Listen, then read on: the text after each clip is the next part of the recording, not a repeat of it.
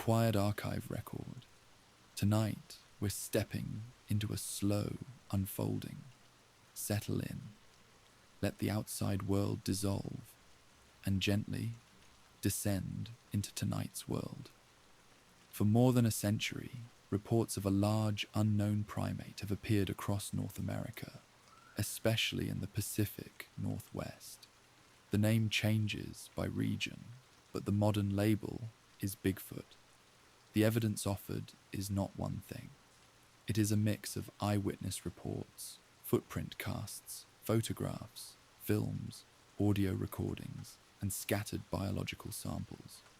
Some pieces are famous, like the 1967 Patterson-Gimlin film.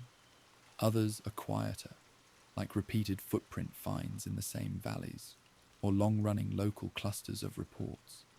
Many claims fall apart under review, and hoaxes are real. But some observations remain hard to fully dismiss, because they show patterns, consistency, and details that match what we would expect if a rare, shy animal existed. Tonight, we will sort what is strongest from what is weakest, and stay clear about what is verified, what is disputed, and what is still unknown. Tonight, we go through the strongest evidence for the existence of Bigfoot. When people say Bigfoot, they usually mean a large, upright, human-like creature reported in forests and mountains. Most descriptions are similar.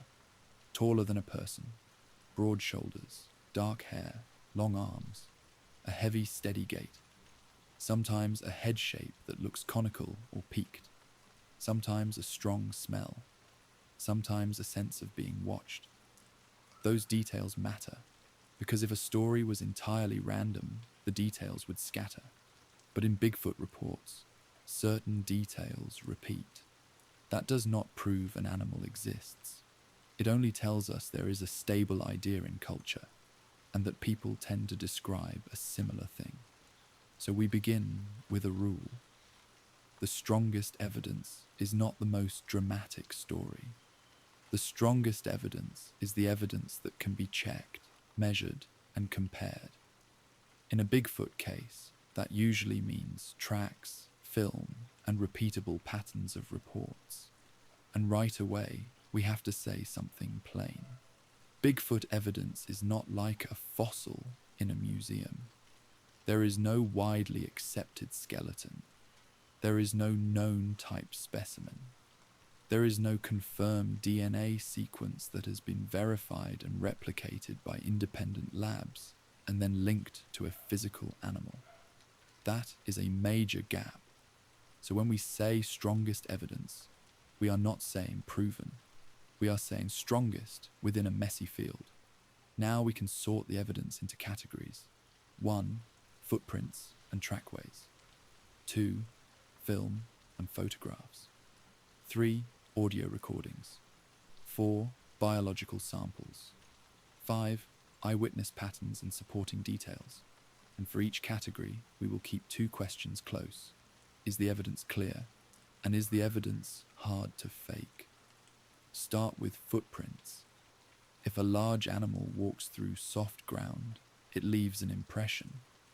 If the impression has consistent anatomy across many finds, that raises the value.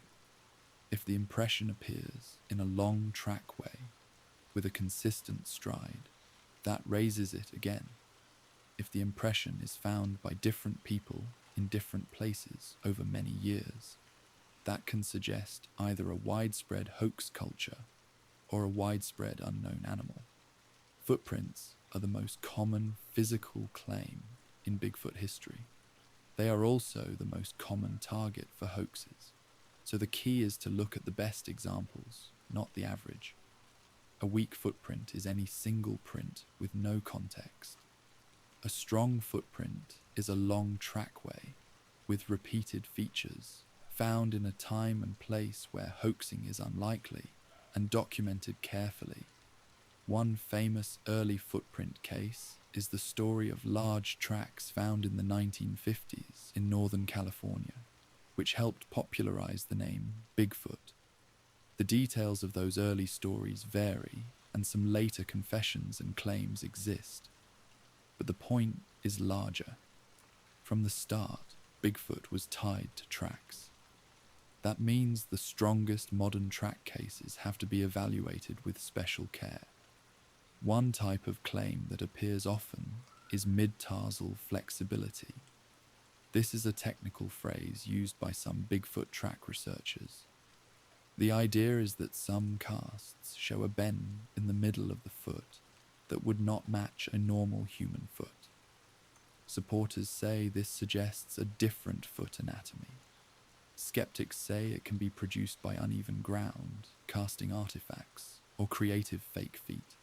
So the question is not just, does a cast show a bend?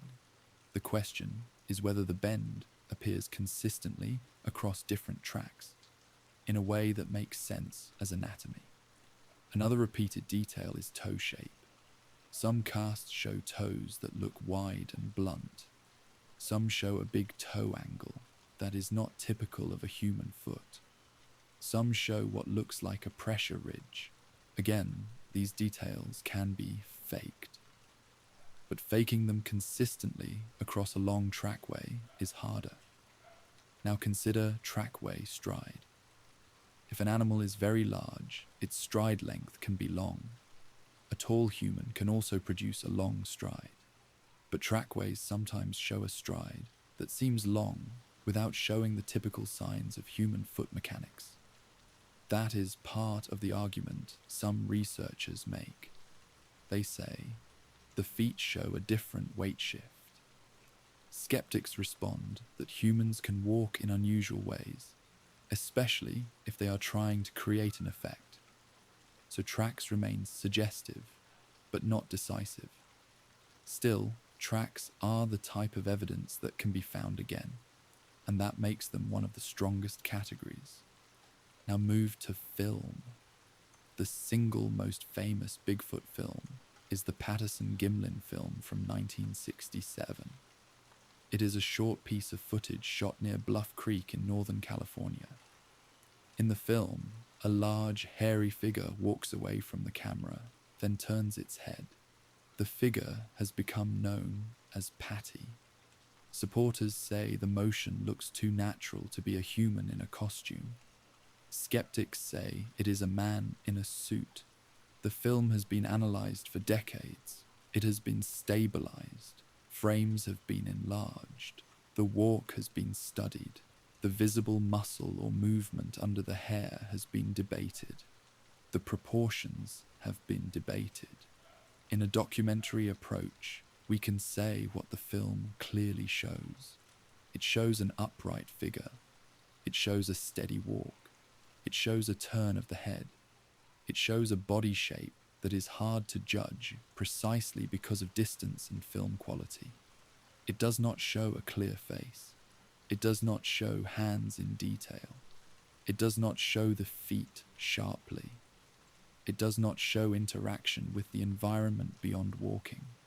So why is it still treated as strong? Because if it is a hoax, it is a very good one. A suit would have to match the look and movement closely. A performer would have to move with a heavy, non-human feel. And the film would have to be shot in a way that hides the seams. Some people believe that could have been done in 1967. Others believe it would have been extremely difficult. Another reason the film remains central is that it is early. It is not created in an era of easy digital editing. That does not make it true, but it changes the kind of hoax it would have been. Now, in the strongest evidence frame, the Patterson-Gimlin film is not proof, but it is one of the most discussed, and it has not been cleanly put to rest. That is why it sits near the top. Now consider the weaknesses. The chain of custody is not perfect. The original film quality and copies matter. The exact distance to the subject is debated. The height estimate depends on that distance. The identity and motives of the filmmakers are debated. All of that leaves room But room is not the same as disproof, so the film stays in the strong category, with a clear label, unresolved. Next are the photos and videos. Most Bigfoot photos are weak. They are blurry. They show a shape behind branches. They show a dark figure at a distance. They can be mistaken animals, or people, or shadows. The strongest photos would need clear anatomy and context, but clear photos are rare. So film evidence, outside of a few famous cases, is generally weaker. Now move to audio. Many Bigfoot stories include sounds: whoops, howls, screams, wood knocks. Some recordings exist. Supporters say some of these sounds do not match known animals. Skeptics say that is hard to prove, because forests have many sounds and humans can imitate. Audio is tricky. A sound without a visual source is hard to identify, and people underestimate how strange known animals can sound. Foxes, owls, cougars, even deer. They can make sounds that surprise you. So for audio to be strong, it needs to be paired with other context. Multiple witnesses, repeated sounds in a known area, a recording that can be analysed for frequency and structure. Even then, it often stays in the suggestive category. Now move to biological samples. This is where modern people often expect a clean answer: hair, scat, skin, blood. If Bigfoot exists as a breeding animal, there should be biological traces, and people have brought in samples. In most cases, lab results point to known animals: bear, deer, cow, dog, human. That is important. It shows that the field contains many mistakes, but it also shows that testing is possible. And it shows that if Bigfoot exists, it is either rare or careful, or not leaving the kind of traces people bring in. Another possibility is that Bigfoot does not exist. That is always on the table. Environmental DNA, sometimes called eDNA, is a newer tool. You can sample water or soil and detect DNA traces from animals that pass through. In theory, this should help. In practice, it depends on sampling design and on having reference sequences. If Bigfoot has no reference genome, then an unknown sequence might just be noise. Or it might be an unrecognized variant of a known species. So eDNA is promising, but it has not produced a widely accepted Bigfoot result. Now, what about eyewitness reports? Eyewitness reports are the largest category. They are also the most controversial. Humans misidentify things. Humans exaggerate. Humans tell stories. But humans also see real things. The question is whether the reports show patterns that make sense. One pattern is geography. Reports cluster in forested regions. They cluster near water. They cluster near remote road systems. They cluster near places where people hunt, camp, and work. That makes sense if an animal exists. It also makes sense if the idea is strongest in those regions. Another pattern is behavior. Many reports describe a creature that avoids contact. It watches. It retreats. It crosses roads at night. It leaves quickly. That is consistent with a shy animal. It is also consistent with brief misidentifications. So again, it is suggestive. Now, some cases include details that are harder to dismiss. A close view in daylight. Multiple witnesses at once. A long observation. A report by a hunter or someone with wildlife experience. Those details raise the value of a report. But even then, a report is not a specimen. So in the strongest evidence frame, eyewitness reports are supporting evidence. They help us look for patterns. They do not settle the question. Now we can ask, if Bigfoot exists, what would you expect to find? We would expect tracks. We would expect occasional clear film. We would expect occasional hair. We would expect some scat. We would expect roadkills. We would expect bones. And we would expect repeated reports in certain habitats. We do have tracks. We do have one very famous film. We do have many reports. But we do not have clear bones, roadkills, or a widely accepted DNA sample. That is the core tension. Now, supporters often propose reasons.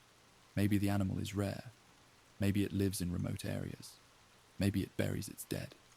Maybe it is intelligent. Maybe it avoids humans. Some of those ideas are possible.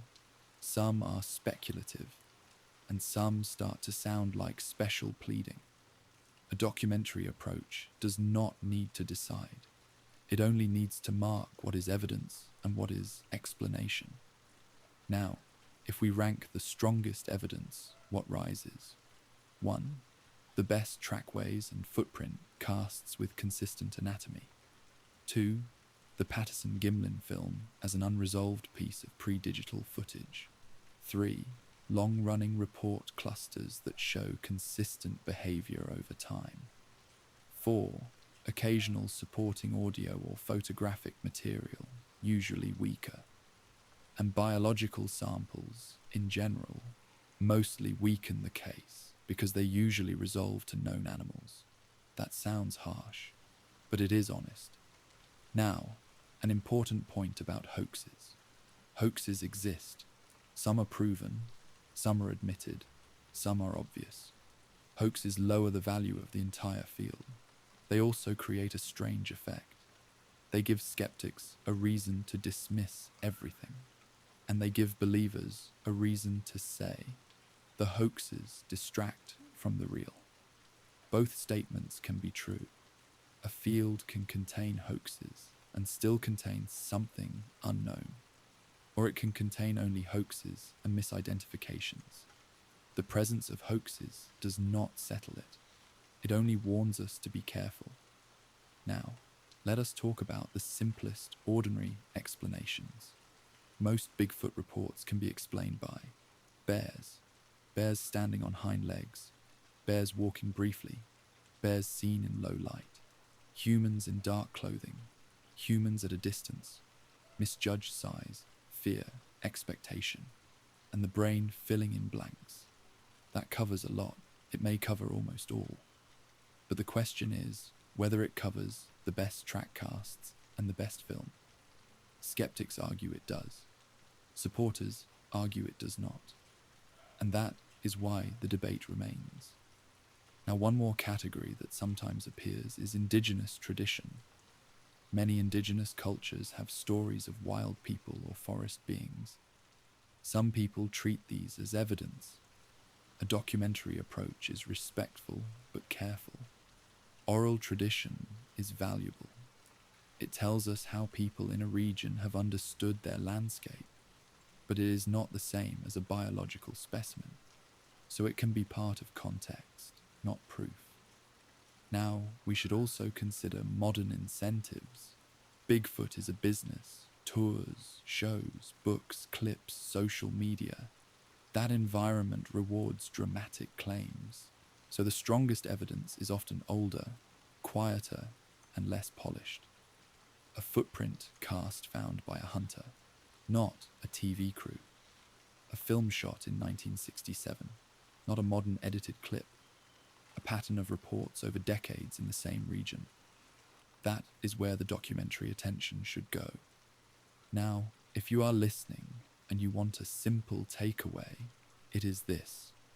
Bigfoot is not proven, but the story persists because a small set of evidence has not been completely explained to everyone's satisfaction. Footprints can be hoaxed, but some casts show unusual consistency. Film can be faked, but the most famous film remains debated. Reports can be mistakes, but some clusters are persistent. And biology has not delivered the clean answer people want. So the case remains open in the minds of many. But in the science, open is not the same as true. Open is a placeholder. It means more work would be needed. Now, One last quiet thought. If Bigfoot exists, it is not a monster. It would be an animal with needs, food, water, shelter, a territory, a way to avoid danger. And if it does not exist, then Bigfoot is still a real thing in another sense. It is a story that shapes how people feel about wild places. It is a symbol of the unknown, and it is a mirror.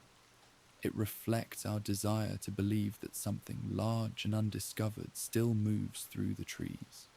So we leave it where the evidence leaves it, not proven, not erased. A question held up by tracks, by an old film, and by a long chain of human reports. If we want to stay documentary, we can go deeper into the parts that people point to again and again.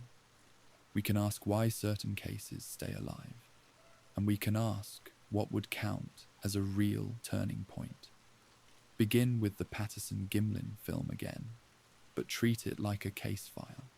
The film is short, it does not tell a full story by itself. So the most honest way to use it is to describe what it can and cannot do. It can show motion, it can show an overall shape, it can show a walk, it can show proportions in a rough way. It cannot show fine detail like skin texture. It cannot show clear facial structure.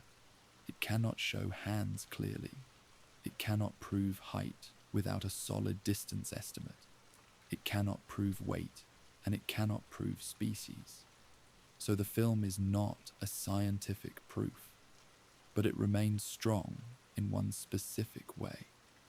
It is a single, coherent piece of footage where the subject moves like a living body, and people who have tried to reproduce it with costumes often end up producing something that looks stiffer or less natural. That is an argument based on comparison. Skeptics respond with a fair point. A good performer in a good suit can look natural, and if the film was planned, the creators would choose distance and motion to hide weaknesses. So we end at the same place, unresolved. But unresolved evidence can still be the strongest in a field. Now return to tracks. Track evidence has one advantage over film. Tracks can show structure in a way a blurry image cannot. A good cast can capture toe shape, heel width, and pressure patterns. A good trackway can show stride, step angle, and consistency. If a trackway shows many prints with the same unusual features, the hoax problem becomes harder. Not impossible, but harder. So what makes a track case strong? First, context. A strong track case is found by people who did not go looking to make a story. Hunters, forestry workers, search and rescue, rangers, people moving through remote areas for work. Second, documentation. Clear photos with a scale, GPS location, weather notes, soil type, a record of the full trackway, not just a single print. Third, multiple witnesses, not 5 people who heard a rumor, but 2 or 3 people who stood at the tracks together and can confirm what was seen. Fourth, physical quality, deep impressions in firm ground, distinct edges, repeating features, pressure ridges, signs of weight, and fifth, repeatability. If a region produces similar track finds over years, that raises a question. Either there is a long-running habit of careful hoaxing in that region, or there is an animal that uses that habitat. Now hoaxes exist, so we have to be honest. A dedicated hoaxer can make convincing footprints. They can carve wooden feet. They can add toe shapes. They can add fake dermal ridges. They can even add midfoot shapes. They can walk a long trackway. They can do it at night. So tracks alone will never satisfy a strict skeptic. But they can still be strong evidence in the sense that they narrow the debate. They force the skeptic to accept one of 2 options: a large unknown animal, or a repeated and skilled hoax pattern. Now the most honest view is that both likely exist in the record. Some tracks are real animal tracks that were misread. Some are human hoaxes. Some may be unusual, but not explainable with confidence. That is the real shape of the evidence. Now, there are a few named track-related items that people often call out. One is the idea of the mid-tarsal break. If we keep it simple, it means the foot seems to bend in a place a human foot does not. Some casts appear to show that. Skeptics say it can be a trick of mud and weight. Supporters say it shows up too often to be random. Another is the idea of dermal ridges, like fingerprints, but on the sole. Some casts have been claimed to show ridge-like detail. If true and reliable, that would be a serious point, because it suggests a living foot contacted the soil. But casts can have artifacts, so the strongest approach is to say, dermal ridge claims are interesting, but they are not widely confirmed, so they remain suggestive. Now we move to a different kind of strong evidence. Patterns. Patterns are not proof, but patterns are how science often begins. A pattern is a repeatable shape in the data.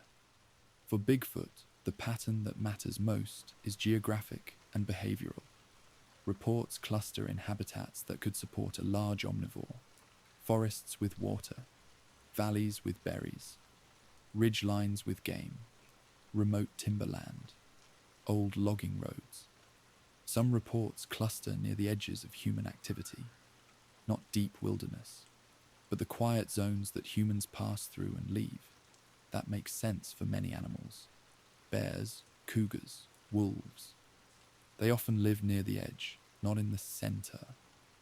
If an unknown primate existed, it might do the same. Another pattern is timing. Many reports occur at dawn, dusk, or night. That is also common for wildlife. Another is distance. Most sightings are brief and far. That fits the idea of a shy animal.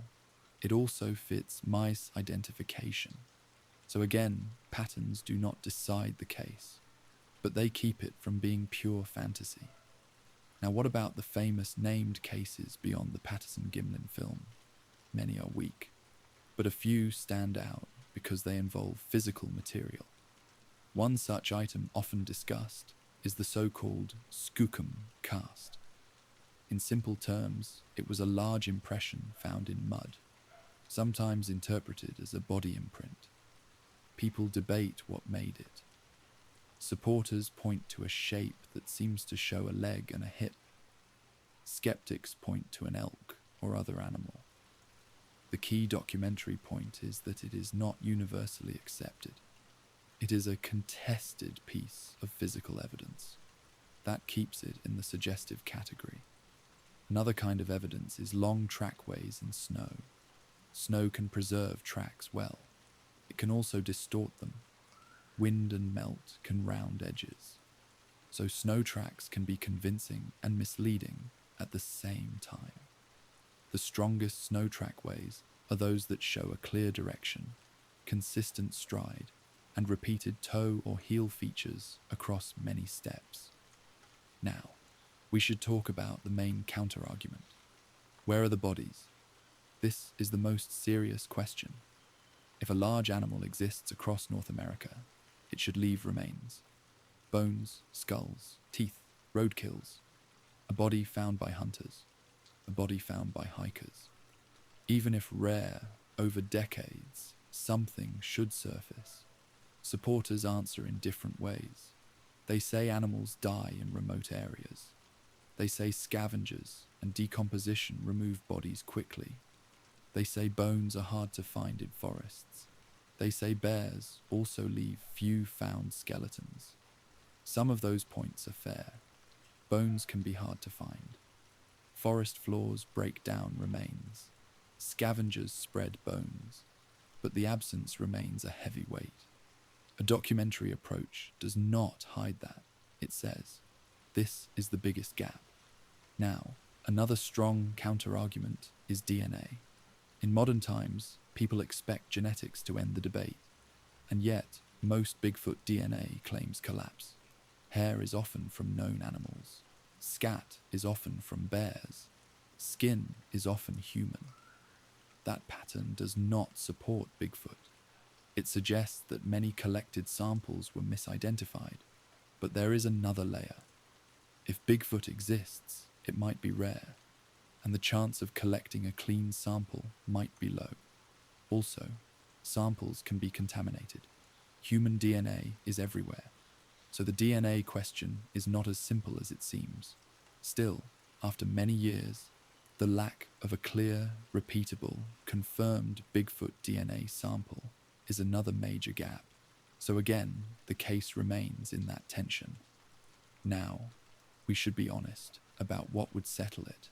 A body, a skeleton, a skull, a specimen collected with a clear chain of custody, or multiple independent DNA samples from different places, producing the same unknown sequence and matched to a physical animal. Short of that, Bigfoot remains a debated question. Now, we can also talk about why the Bigfoot idea is so sticky. Because people want the world to be bigger than a map. Because forests feel like places where something could hide. Because humans evolved alongside other primates. Because the idea of an unknown hominid is not as absurd as a dragon. It is a cousin idea. And because a large animal, even a known one, can look shocking when you see it in the wrong light. A bear can look human. A bear can look taller than it is. A bear can move in a way that triggers fear. So Bigfoot can be a name people put on a real, intense moment. Now, to keep the episode useful, we should list the strongest evidence in plain language, as a listener would remember it. First, the best footprint casts and trackways. Not one print, trackways. Repeated shape, deep weight. Second, the Patterson-Gimlin film. Not because it is perfect, but because it is hard to dismiss completely. Third, the long-running geographic clusters of consistent reports. Not a single story, but the same valleys, the same forests, decade after decade. Fourth, occasional supporting details. Sounds, tree breaks, odor reports. Things that are not proof, but that repeat. And in the other direction, the strongest skeptical points are also clear. No bodies, no confirmed DNA, a history of hoaxes, and many misidentifications that can explain most reports. That is the honest balance. Now, one last quiet layer. If Bigfoot does not exist, the evidence still tells us something. It tells us how humans perceive the wild. It tells us how memory works. It tells us how stories cluster around certain landscapes. And it tells us that, even now, people still feel there are corners of the world that are not fully known. That feeling is real, even if Bigfoot is not. So we end where the evidence ends. But to make that ending feel earned, we can walk through a few specific kinds of evidence in more detail and explain what makes them rise or fall. Start with a simple question. If you wanted to fool people with Bigfoot, what would you do? You would choose low light. You would choose distance. You would choose trees and brush. You would choose a quick glimpse. You would choose a shaky camera. You would choose a story that cannot be checked. That kind of evidence is weak. Now, if you wanted to convince a careful person, you would need to produce something else. You would need to leave tracks that show repeating detail. You would need to create a long trackway. You would need to avoid being seen making it. You would need to do it where you are not expected. You would need to do it over and over, across years, across regions, without being caught. That is harder. So when we say strongest evidence, we often mean evidence that is hard to fake at scale. Now consider the real world. There are people who enjoy hoaxing. There are people who enjoy pranks. There are people who like attention. There are also people who are sincere but mistaken.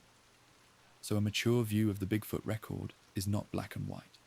It is a mix, hoax, mistake, and a small remainder that does not settle. Now, to explain why that remainder matters, we can look at the ways people misidentify wildlife. In forests, a bear is the number one candidate. A bear in low light can look like a person. A bear can stand up. A bear can take several steps. A bear can have dark fur that reads as a single silhouette. A bear can also look much larger than it is if you lack reference. And when you see something in the woods that startles you, your brain tends to enlarge it. This is a normal fear response. It is not shameful. It is just human. Now add one more ingredient: distance. People are bad at judging distance in forests. Trees break depth cues. A figure can be far away but look close, or close but look far. That matters because height estimates are usually guesses. If you think something was 30 feet away but it was 60, you might double its height. Now add one more: time. Many Bigfoot sightings last only seconds. A figure crosses a road. A shape steps behind a tree. A sound happens and someone turns. A quick glimpse is the easiest kind of human evidence to misread. So when a Bigfoot report is built on a 1-second silhouette at dusk, the documentary weight is low. But when a report includes more, tracks, multiple witnesses, a longer observation, a daylight view, then it rises. This is why Bigfoot research, at its best, is really about filtering, not believing everything, not dismissing everything, filtering. Now consider a different kind of evidence: behavioral detail. Some witnesses report a strong odor, a skunk-like smell, or a wet animal smell. Odor is not proof, but it is a detail that can be consistent with a large mammal. Bears can smell. So can many animals. But if odor is reported alongside a close sighting and tracks, it becomes one more piece in a cluster. Some witnesses report vocalizations, screams, whoops, howls. Again, not proof. But if a region has repeated vocal reports at similar times of year, that can be a pattern worth noting. Some witnesses report wood knocks, a sharp, repeated sound. This is controversial. Forests produce knocks, branches snap, trees rub. Humans also knock, so wood knocks alone are weak. But in the Bigfoot culture, they are often treated as communication. A documentary approach labels that as an interpretation, not a fact. Now, one reason the Patterson-Gimlin film stays powerful is that it can be compared to human motion. People study the gait. They compare knee bend. They compare hip movement. They compare arm swing. They compare how the head remains steady. Supporters often say the figure looks heavy. They say the movement looks like a large mass shifting. Skeptics say humans can imitate that, and a suit can hide human cues. So again, it does not settle, but it stays. Now, what about the idea that the film shows muscles moving under the hair? Some analysts claim they can see motion in the thigh and calf. If that is real, it would be a point in favor of a living body. But film grain and compression can create illusions. So the honest documentary line is, this claim exists. It is debated. It is not universally agreed. Now what about height? People often claim Patty was over 7 feet tall. Those estimates depend on distance and camera position. Small errors can change height a lot. So height is uncertain. Now what about hands? Some frames suggest long arms. But without a close view, arm length is also uncertain. So the best use of the film is not to claim exact numbers. It is to say, this looks like something, and we cannot easily prove what it is. Now look at hoaxes again. Some Bigfoot hoaxes are obvious. A person in a store-bought suit, a puppet, a blurry clip that collapses under frame by frame. Those hoaxes should not be ignored. They teach us what fake looks like. They also warn us about the incentives of fame. If a clip is too perfect, it can be fake. If a clip is too blurry, it can also be fake. So video evidence is a minefield. That is why physical evidence matters more. Now, consider a different kind of physical evidence. Hair. People find hair caught on fences, hair on tree bark, hair in brush. In theory, this is a great path. In practice, hair is hard. Hair is everywhere. Hair contaminates easily. And many mammals have similar looking hair. So hair without a root often cannot produce strong DNA. And hair with a root is rare. So most hair cases do not resolve cleanly. Now consider scat. Scat is easier to test, but scat is also easy to misidentify. Bear scat can be large. It can contain berries. It can be found in the same habitats people look for Bigfoot. So scat often resolves to bears. That is not surprising. Now consider footprints again, but with a deeper look at why some researchers treat them seriously. In a good cast, you can see pressure distribution. You can sometimes see toe splay. You can sometimes see a heel that digs deep. You can sometimes see a ridge where the foot rolled. Supporters argue that a carved wooden foot would not produce those subtle pressure patterns. Skeptics argue that a clever hoaxer can design flexible fake feet. Both are possible. So again, we do not claim proof. We claim difficulty, harder to fake well. Now, a key thing in Bigfoot is the number of reports. There are thousands. If even a small fraction are genuine sightings of an unknown animal, that would matter. But if most are misidentifications, the number alone does not help. So we need more than quantity. We need quality. Now consider the way reports behave over time. In some regions, reports rise after media events, a TV special, a popular movie, a local news story. That suggests cultural influence. In other regions, reports remain steady across decades. That suggests a stable local tradition or a stable local trigger. Either way, it is a pattern. Now consider the possibility of an unknown primate. From a biological perspective, what is plausible? A large primate in North America would need a breeding population. It would need enough numbers to avoid inbreeding. It would need a wide range. It would need food. Omnivory would help. Berries, roots, insects, fish, small animals, carrion. That is plausible in some habitats. It would also need to avoid humans. Many animals do. It would need to avoid roads. Some do, but it would be hard to stay completely hidden.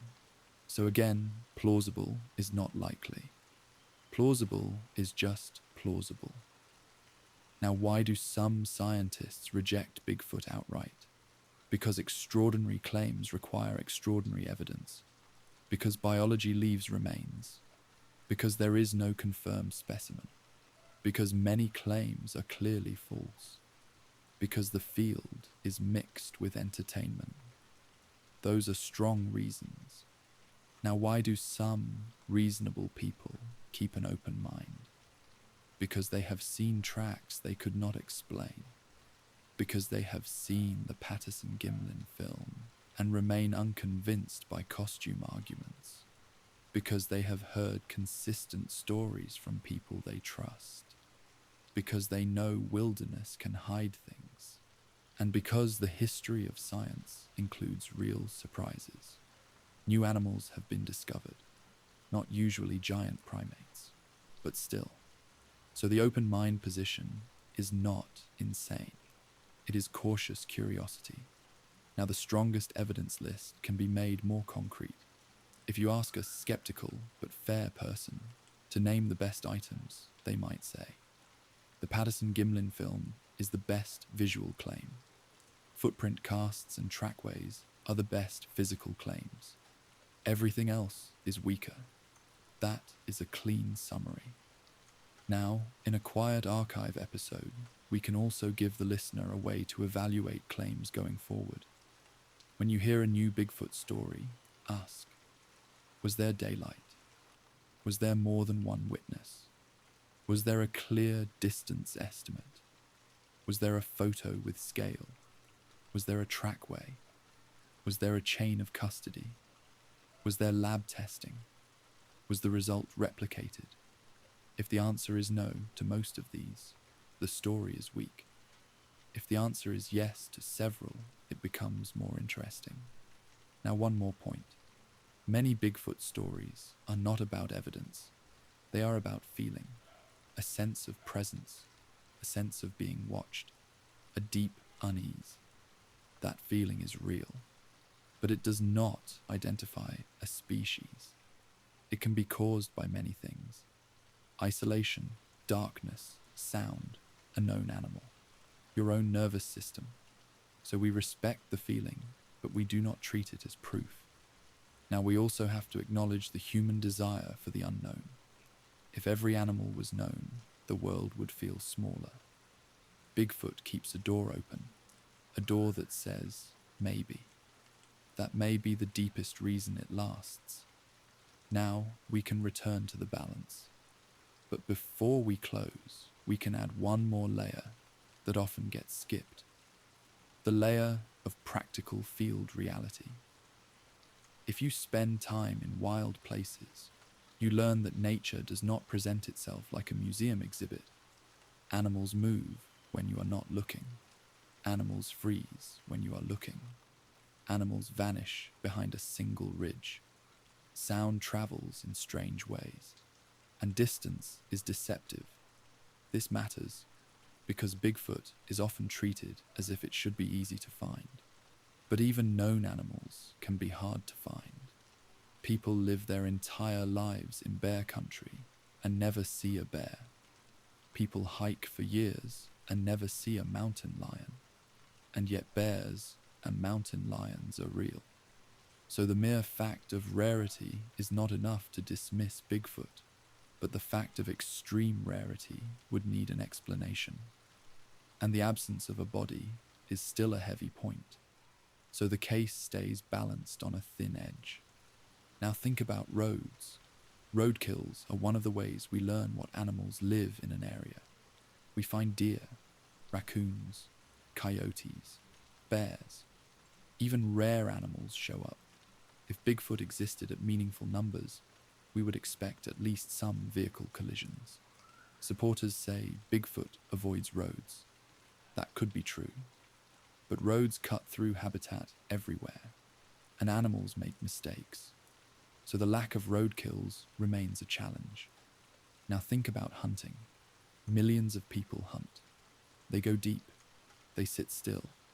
They watch at dawn. They watch at dusk. They know the woods. If Bigfoot existed widely, we would expect more clear encounters from hunters. Supporters say hunters do have encounters, and some hunters do report seeing something. But again, no bodies. That is the problem. Now think about bone recovery.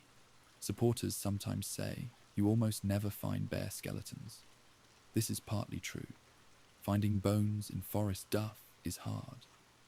But bear populations are known and large, and there are still bears found dead. There are still skulls. There are still carcasses. So the comparison helps, but does not erase the question. Now, return to evidence again and look at the best way the evidence could be strengthened. If Bigfoot researchers focused less on stories and more on standards, what would they do? They would build a strict protocol for track finds, photograph the full trackway, measure stride, Cast multiple prints, not just one. Collect soil samples. Collect control prints nearby. Record weather. Record time. Record who was present. Seal casts and label them. Then make the data public. Not the sensational story. The raw measurements. That would allow real comparison. Now, imagine a similar protocol for hair or scat. Use gloves. Use sterile bags. Record exact location. Avoid touching. Send to multiple labs. Blind the samples. Look for repeat results. This is what makes biology solid, and it is what most Bigfoot evidence lacks. So one reason Bigfoot remains unresolved is that the evidence is messy. Not only the animal, if it exists. The evidence handling. Now we can also speak about the strongest evidence in a more personal way, without losing discipline. If you watch the Patterson-Gimlin film late at night, in a quiet room, you can feel why it matters. It is not the sharpness, it is the presence. A figure moving through a real landscape. Not a cartoon, not a fake shadow, a moving body. If it is a hoax, it is a hoax with presence. And presence is hard to manufacture. Not impossible, but hard. That is why the film keeps returning. Now, we can talk about one more thing people sometimes call evidence. The idea of consistent anatomy in reports. People often report long arms, a thick neck, a head that sits low, a walk that seems smooth, a back that looks broad. Again, this can be cultural. But if it is cultural, it is remarkably stable. And if it is based on real sightings, it could reflect a real form. So it remains a supporting point.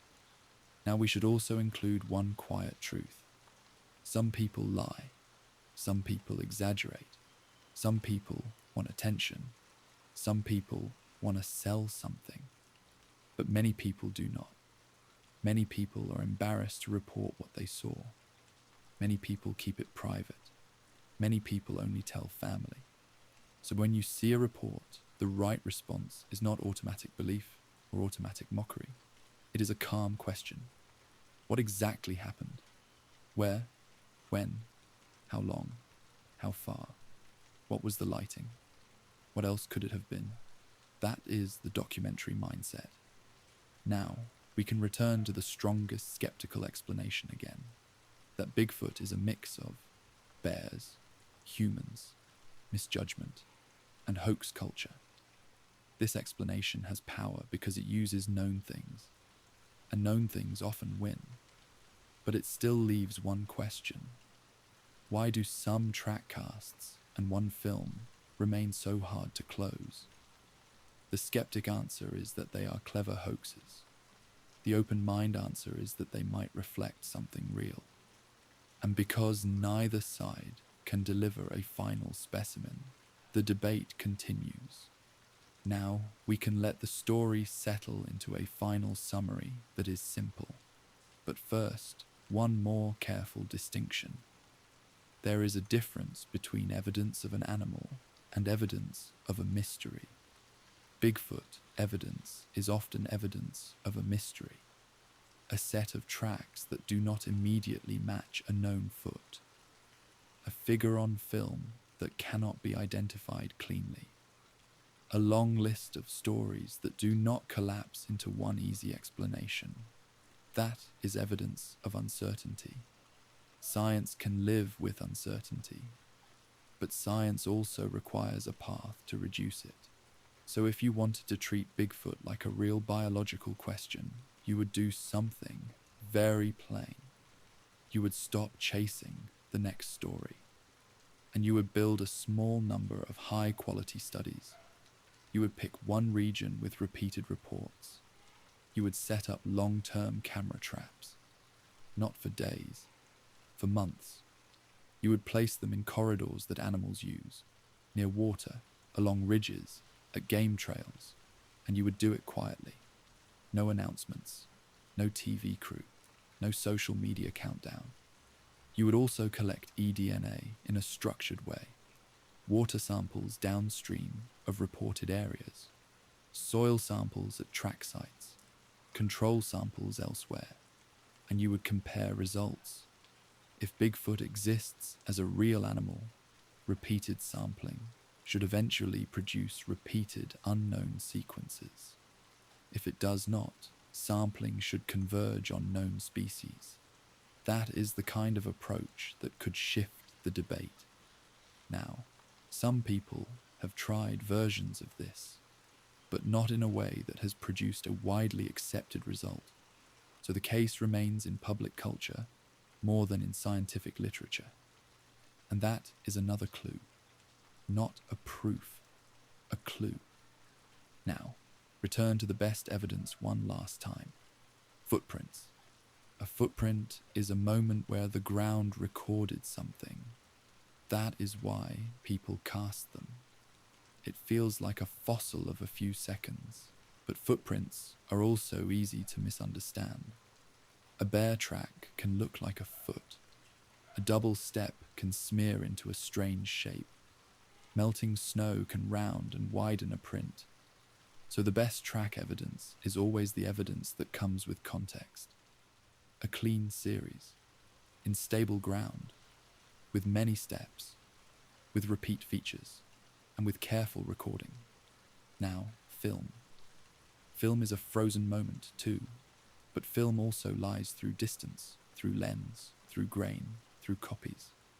So the best film evidence is evidence where the subject moves in ways that match anatomy, where the movement looks consistent with weight, where the subject interacts with the world. Most modern Bigfoot clips do not meet that standard. The Patterson-Gimlin film comes closest, so it stays. Now reports. Reports are human. They can point to places. They can point to patterns, but they are not proof. So the best use of reports is to map them, to see which ones cluster, to see which ones repeat in the same seasons, to see which ones come from independent people. That kind of pattern work is not glamorous, but it is how you turn stories into data. Now, we can say the summary. The strongest Bigfoot evidence is still not strong enough to be proof, but it is strong enough to keep the question alive. It survives because it is physical in places. A cast in the hand, a film frame on a screen, a trackway across a river bar, and because it repeats across decades.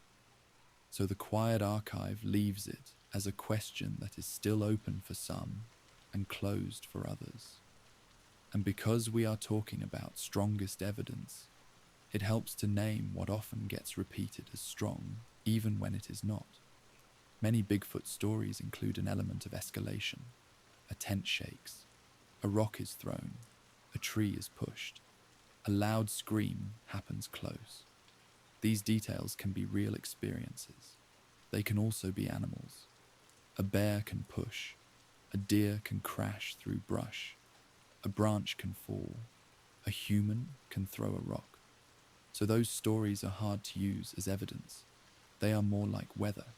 They tell you something happened. They do not tell you what. Another thing that gets repeated is the idea that Bigfoot leaves intentional structures, twisted trees, arches, stacked sticks. In the strongest evidence frame, this is weak. Forests create patterns, wind, snow, rot, human activity. And when a person expects a sign, they can see a sign. So we do not treat stick structures as strong evidence. We treat them as background noise. Now what about footprints in remote places that appear after fresh snow, or in places where access is difficult? These can be more interesting because hoaxing becomes harder. But even then, a skilled hoaxer can travel. So the best remote track case would still need careful documentation. Now, what about multiple witness sightings? These can be strong, but only if the witnesses saw the same thing clearly. Group sightings can also spread suggestion. One person says, there, and others follow. So a group sighting is not automatically strong. It depends on conditions, daylight, distance, duration. Now, because Bigfoot is often tied to the Pacific Northwest, we should note that similar reports exist in many regions. The names change, the details shift, but the core idea stays: a large, upright, hairy figure. This wide distribution can support two opposite views. One view says it suggests a real animal with a wide range. The other says it suggests a cultural template that people reuse. Again, it does not decide. Now, if you are a listener who wants the most practical bottom line, it is this: if Bigfoot exists, the clearest way forward is physical evidence, not stories, not feelings. Physical evidence with a chain of custody, a trackway with full documentation, a sample tested by multiple labs, a camera trap image with clear context. Until that appears, Bigfoot stays in the zone of unresolved natural mystery. And if you ever find yourself walking through a wet forest after rain, seeing prints in mud, hearing distant calls, the lesson is simple. Do not rush. Measure, record, compare, and let the evidence speak in full sentences, not in fear. Before we return to the balance, we can take one last slow pass through the two best categories and say what a fair skeptic and a fair believer might agree on. On tracks, a fair skeptic can agree that some casts look unusual and that some trackways are long and consistent. They can also say, this does not prove a new animal, because hoaxing is possible, because soil can distort, because people can be wrong. A fair believer can agree that hoaxes exist and that bears and humans explain many cases. They can also say a small number of trackways still feel hard to write off. So the shared ground is this: tracks are the best physical evidence, but they need better documentation standards. Now, on the Patterson-Gimlin film, a fair skeptic can agree that it is not easy to dismiss and that it has a coherent look. They can also say it could still be a suit because humans have made convincing costumes, because the film is distant, because the story around it is complicated. A fair believer can agree that the film is not a perfect proof.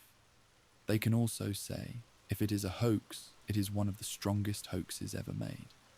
So the shared ground is this: the film is the best visual claim, and it remains disputed. Now notice what both categories have in common. They both rely on interpretation. A cast must be read. A film must be read. And when evidence must be read, the reader matters. That is why Bigfoot debates can feel endless. Two intelligent people can look at the same frame and see different things. Two intelligent people can look at the same cast and imagine different mechanics. So the only way out is stronger evidence, not a louder argument. Now, if Bigfoot is real, stronger evidence will eventually appear. Camera traps will catch it. DNA will confirm it. A body will be found. If Bigfoot is not real, stronger evidence will not appear. The best evidence will remain the same few items: tracks, a film, stories. And over time, as more and more sampling happens, the unknown should shrink. That is the long view, and it is a calm view. It does not need mockery. It does not need certainty. It only needs patience. Now, we can return to the balance, with a question, with a few strong items, with many weak ones, and with one last reminder that a mystery can be held without being worshipped.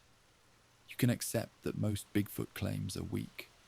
You can accept that hoaxes are common. You can accept that misidentification explains a lot, and still admit that a few items remain stubborn. A long line of prints in mud, a cast that shows a strange pattern of pressure, a film that still does not feel like a simple costume to some viewers. That stubbornness is not proof. It is only the reason the story does not die. If you want to be strict, you can say, until there is a body or confirmed DNA, Bigfoot is not established. That is a reasonable scientific line.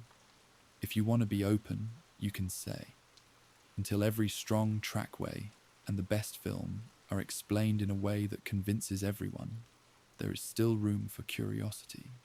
That is also a reasonable human line. Both lines can exist without anger, because this is not a court case. It is not a debate you have to win. It is a question about a wild world, a world that is full of real animals that already feel unreal when you meet them in the wrong hour. A moose stepping out of fog, a bear standing in a river, an owl calling in the dark, a tree falling far away, and your mind trying to make a clean picture from partial information. So the quiet archive keeps the case simple. Bigfoot has a few strong categories of evidence and many weak ones. It is not proven. It is not settled. And for now, it remains a story that lives at the edge of forests and at the edge of certainty, and with the forest always ready to hold another shadow. And as the night settles, the forest becomes quiet again. Wind, rain, branches, distant water, and the slow truth that, in wild places, you rarely get perfect information. You get fragments, a sound, a shadow, a print, a broken branch, a glimpse that lasts one breath. Most of the time, the fragment has an ordinary cause: a bear, a deer, a person, a trick of light, a moment of fear. And sometimes, the fragment stays open, not because it must be Bigfoot, but because the record was not strong enough to close it. That is where Bigfoot lives, in the open spaces between certainty and doubt, in the places where the ground is soft enough to take an impression, in the places where a camera is not pointed, in the moments when a person is alone, and in the long habit of humans to name what they cannot fully explain. So if you ever hear a Bigfoot story again, you can hold it gently. You can ask what kind of evidence it offers: track, film, sample, or only a feeling. You can ask what can be tested. You can notice what is missing. And you can keep your mind steady. Because the strongest evidence for Bigfoot is not a single shocking clip. It is the slow accumulation of a few physical claims that are difficult to settle, mixed into a much larger sea of weak claims. And that is why the question lasts. Not because the answer is obvious, but because the evidence is uneven. And because wild places still have the power to make a human feel small. If you strip away the arguments and keep only the most solid pieces, you are left with a short list, a disputed film that remains unusually persuasive to some viewers. A history of footprint finds that, in their best examples, show repeating structure and long trackways, and a map of reports that keeps lighting up in the same kinds of habitats. That short list is not enough to declare a new species, but it is enough to explain why the subject will not fully disappear, because the strongest evidence is not easily replaced by a single debunk. Each item has its own uncertainties, and each item can be attacked, but not always in a way that closes the case for everyone. So the rational place to keep Bigfoot is in a category that is neither belief nor ridicule, a category of open questions. Questions that can be approached with calm standards, questions that can be tested, and questions that, over time, either gain a specimen or fade as better explanations and better data arrive. Until then, the forest remains the same, quiet, dense, full of ordinary life, and full of moments where ordinary life can look strange. A dark tree line where your eyes can always imagine one more shape. And if the question ever feels frustrating, that is also normal. Humans want endings. They want a clean label, real or fake, true or false. But many natural questions do not resolve on our schedule. They resolve when the right evidence appears. A clear camera trap image, a confirmed sample, a body, or, in the other direction, a slow narrowing of uncertainty as more and more of the strongest claims find ordinary explanations. Until that day, the best approach is simple. Be curious. Be careful. Do not inflate weak evidence. Do not ignore strong evidence. And do not confuse a good story with a good record. Because the record is what matters. Not the argument, not the mood, not the fame. Only the record. And the record, in this case, is uneven. It has a few heavy stones. And that is enough. And many light leaves. If you keep that picture in mind, you will not get pulled too far in either direction. You will not confuse noise for signal, and you will not confuse uncertainty for proof. You will simply keep the question in the right place and wait for evidence that is strong enough to carry the weight. This was a quiet archive story, where the story ends, sleep begins,